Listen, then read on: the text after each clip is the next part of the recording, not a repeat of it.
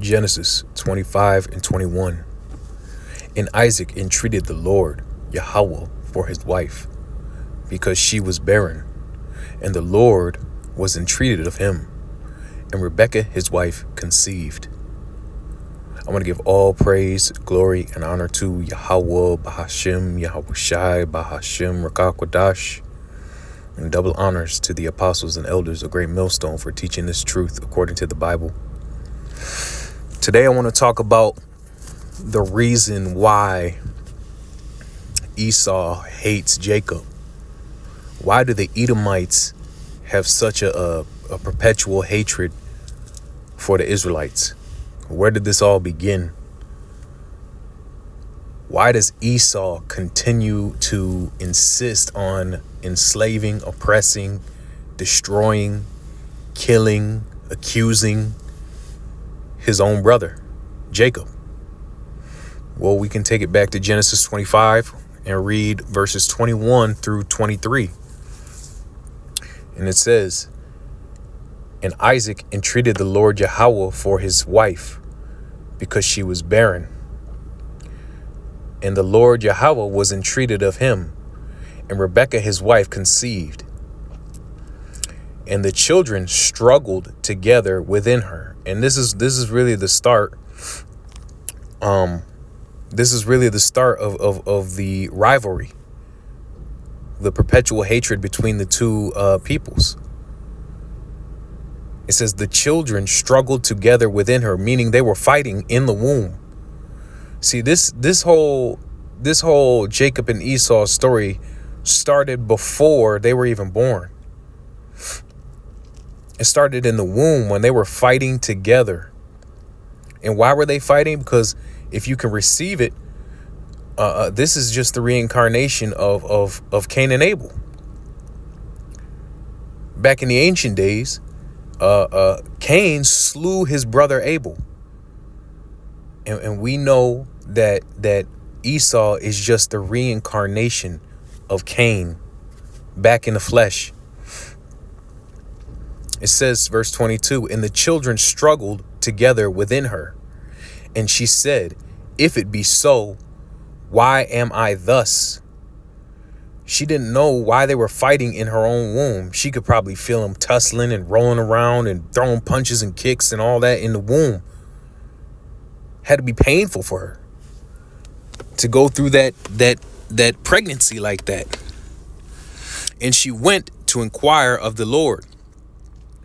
Verse 23. And the Lord said unto her, 2 nations are in thy womb. See, there's 2 different nations inside of Rebekah right now, and they're fighting. That's already the start of a race war. We'll look up the definition of the word nation. Go to etymology online. We'll talk about nation. The word nation means a race of people, large group of people with a common ancestry and language. See, the word nation in the Bible, you can also replace it with the word race. So we go back to Genesis. It says, and the Lord said unto her, 2 nations are in thy womb. Or you could say 2 races are in thy womb, and 2 manner of people. 2 different races of people are inside the womb of Rebekah right now, and they're fighting. They're having a race war. Even though they're brothers, they're 2 different manner of people. So it says, and 2 manner of people shall be separated. They shall be separated from thy bowels, and one shall be stronger than the other. See, one of these races is stronger than the other. Jacob, the Israelites are stronger physically than the Edomites, also spiritually. However, the Edomites have a blessing, and their blessing is war, is the sword. We were not blessed with that carnal blessing of the sword in this flesh, right? We are spiritually stronger than the Edomites. the so-called white man. So this is the separation that's starting right here. The separation between Jacob and Esau, the Israelites and the Edomites. Two manner of people shall be separated from thy bowels, and the one people shall be stronger than the other. And the elder shall serve the younger. And the elder, we all know, was Esau. The elder was Esau. He came out first. And it says the elder shall serve the younger. So when the Lord returns, the Edomites are going into captivity. The Edomites are going to be the slave labor to the Israelites. And when her days to be delivered were fulfilled, behold, there were twins in her womb. And the first came out red all over like a hairy garment. And that's Esau. They call his name Esau, right? But if we go back, we can go back to the beginning, the real beginning of this rivalry in Genesis. Let's see if I can find it. Genesis 4. And it says, and Adam knew Eve, his wife, and she conceived and bare Cain. See, there you go. There goes the first iteration of Esau, the Edomites. He was Cain in the beginning. And said, I have gotten a man from the Lord. And she again bare his brother Abel. So again, Cain was the older, Abel was the younger. Just like Esau and Jacob. And Abel was a keeper of sheep, and Cain was a tiller of the ground. And in the process of time, it came to pass that Cain brought of the fruit of the ground an offering unto the Lord Yahweh. And Abel, he also brought of the firstlings of his flock and of the fat thereof. See, and when it says the fat thereof, it also means like the best, the richest. Abel put his best foot forward. He did his offering and his sacrifice properly. And it says, and the Lord Yahweh had respect unto Abel and his offering, but unto Cain and to his offering he had not respect. Why did the Lord not have respect unto Cain and his offering? Because Cain came up with some weak offering. He didn't put his best foot forward. He didn't bring the best of his fruits to the Lord. He probably didn't do his offering right. He was probably lazy with it. He probably didn't want to be there. Verse 5 says, but unto Cain and to his offering he had not respect. And Cain was very wroth. And this is where that anger starts. The word wroth means angry. And his countenance fell, meaning he started devising evil thoughts in his own mind. Right? He started plotting against his brother right then and there because he was jealous of his brother. He was jealous because Abel's offering was accepted and his wasn't. Verse 6, and the Lord Yahweh said unto Cain, why art thou wroth? And why is thy countenance fallen? If thou doest well, shalt thou not be accepted? And if thou doest not well, sin lieth at the door. Meaning, if you do well like your brother Abel did, your offering would have been accepted. Right? But since you decided to not put your best foot forward, since you decided to not do well, guess what? Now you're plotting evil against your brother. And unto thee shall be his desire, and thou shalt rule over him. And Cain talked with Abel, his brother, and it came to pass when they were in the field that Cain rose against his brother Abel and slew him. See, that's the first murderer right there. The scriptures say that he was a murderer in the beginning. Scriptures say that Cain was a murderer in the beginning. I'll find that real quick. John 8. Let's see if I can find this King James. Ye are of your father the devil, and the lusts of your father ye will do. He was a murderer from the beginning. See, the beginning is the book of Genesis. So who was the murderer in the book of Genesis? That would have been Cain. So when we go back to Genesis 25, Esau is the one that was the murderer in the beginning. He's just back in the reincarnation. Another verse is, this is the reason why he hates Jacob. Because he had the birthright stolen from him. He was supplanted. Genesis 27:38.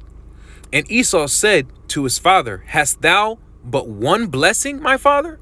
Bless me, even me also, O my father. And Esau lifted up his voice and wept. And Isaac, his father, answered and said unto him, behold, thy dwelling shall be the fatness of the earth. Meaning, since Esau, he relies on his greed, his belly, his insatiable need to have more, right? His dwelling shall be the fatness of the earth. I mean, he's going to go around the world trying to take the best for himself, to steal, to pillage, to colonize. The fatness of the earth. He wants all the resources, the gold, the silver, the oil, right? The natural resources of the earth. Esau, the Edomites, go around the world stealing it forcibly by the sword. We call that colonization. And if you ask anybody, what race of people are the colonizers? Who are the most prolific, most known, most dastardly, most evil colonizers in all of human existence? That would be the so-called white man. Right? The devil. The devil. It says, ye are of your father, the devil. And that's what he is. It says, behold, thy dwelling shall be the fatness of the earth, and of the dew of heaven from above. And by thy sword shalt thou live. He lives by his sword, his weaponry, right? His military industrial complex, his missiles, his rockets, his AR-15s, his AK-47s, his grenades, right? His generals, his soldiers, his tanks, his artillery. That's how Esau lives. That's how he spreads his empire. That's how he lives off the fatness of the earth, by using his sword to pillage everyone else. And it says, and by thy sword shalt thou live, and shalt serve thy brother. So even though he has the sword, guess what? In the end, he's still going to serve his younger brother. And it says, and it shall come to pass when thou shalt have dominion. See, and he has dominion right now. Esau has dominion right now. The Edomites are in charge of the earth. The scriptures say that the world is given to the hand of the wicked. Who's the wicked? The border of wickedness is the Edomites. That thou shalt break his yoke from off thy neck, because we had them in captivity for a little while under King David. For a little while we had yokes on the Edomites' neck. But guess what? They broke free from that after the Renaissance period. And Esau hated Jacob. Why did Esau hate Jacob? Because of the blessing wherewith his father blessed him. And that's what this is about. That's what this whole thing is about. You can read from Genesis to Revelation, but this verse right here is really why what is happening is because Esau hates Jacob because of the blessing that was supplanted. Esau feels like he should have the blessing. He feels like we stole it from him. He feels like he deserves and has the right to take the blessing back. And that's why all day and all night he accuses his brother in front of the Most High Yahweh. Esau hated Jacob because of the blessing wherewith his father blessed him. And Esau said in his heart, The days of mourning for my father are at hand. Then I will slay my brother Jacob. So this is why the so-called white man oppresses and colonizes and destroys the Israelites, the so-called blacks, Hispanics, and Native Americans, and you Speckelberg Israelites among the other nations. This is why. Because he wants his birthright back. He wants his blessing back. Right? Scriptures also say this right here. Amos 1:11. Thus saith the Lord Yahweh, for 3 transgressions of Edom. For 3 transgressions of Edom, and for 4, I will not turn away the punishment thereof, because he did pursue his brother with the sword. Whose blessing is the sword? That's Esau. And did cast off all pity, and his anger did tear perpetually, and he kept his wrath forever. That means forever. That means to this day. Thinking about that meme with what's his name? That boxer Wilder. To this day. To this day, this very day, Esau hates his brother and is pursuing him with the sword. And he's never going to stop. It says perpetually. He will never stop doing what he's doing. So that's why this man has to go down. That's why we're waiting on Yahweh Shai to bring this man down. We're not going to try to fight Esau with his blessing. We're not going to try to pick up arms and go after the Edomites and do all that carnal shit. No, we don't do that. Our weapons are in the spirit. Our weapons are in the spirit. We rely on the power of Yahweh Ba'Hashem Yahweh Shai to free us from this captivity and to put the Edomites under our feet. We are waiting for the day of the return of the Lord Yahweh Shai Mashiach. That's what we wait for. For 3 transgressions of Edom, and for 4 I will not turn away the punishment thereof, because he did pursue his brother with the sword. Go back to Genesis 27. It says Esau hated Jacob because of the blessing wherewith his father blessed him. And Esau said in his heart, the days of mourning for my father are at hand, then I will slay my brother Jacob. And how are you going to do that, Esau? How are you going to do that? You're going to do it with your blessing, the sword. Verse 40 says, and by thy sword shalt thou live. So this is the reason why Esau hates Jacob. This is why there's so much going on in the world right now, because Esau's on top. He doesn't want to let his position go. He doesn't want to let the Israelites go because we're under his feet right now, because we're separated from our power for our sin going off. Right? We went off. And then the Lord set up Esau to be on top of us like this, man, and oppress us.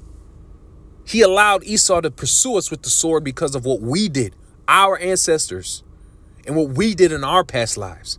And we have to acknowledge that. We have to repent of that. We have to feel bad for that.